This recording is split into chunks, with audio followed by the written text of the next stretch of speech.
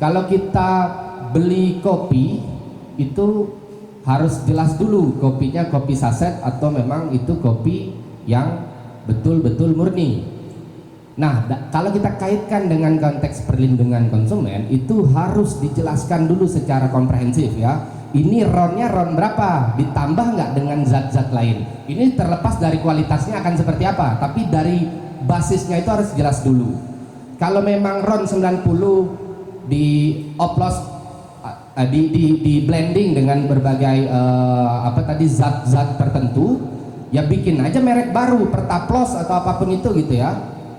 Apain kemudian itu tetap disebut RON 92 dalam konteks perlindungan konsumen. Ini adalah tidak ada informed consent yang diberikan kepada masyarakat sebagai konsumen utama bahan bakar minyak.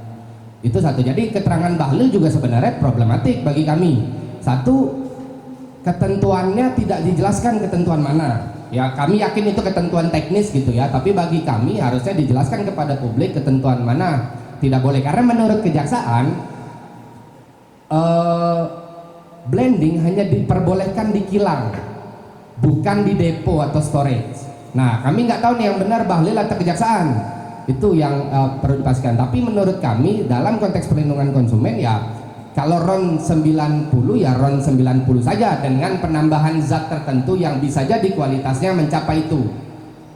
Sedangkan kalau RON 92 ya bilang aja RON 92 gitu ya, atau bikin aja jenis BBM baru. Itu menurut kami, karena ini soal perlindungan konsumen dan trademark yang harusnya jelas.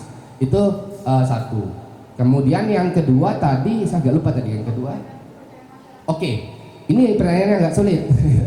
Pertama gini, masyarakat akan sulit untuk percaya kepada klarifikasi yang dilakukan oleh Pertamina, sedangkan hampir direksi atau posisi penting pada direksinya sekarang sedang terjerat di Kejaksaan Agung terkait kasus korupsi ini. Menurut kami, pertama yang harus dilakukan, harus ada proses pemeriksaan atau pengujian yang dilakukan secara independen dan objektif yang melibatkan lintas pihak dengan masing-masing keahlian, termasuk pelibatan masyarakat secara bermakna.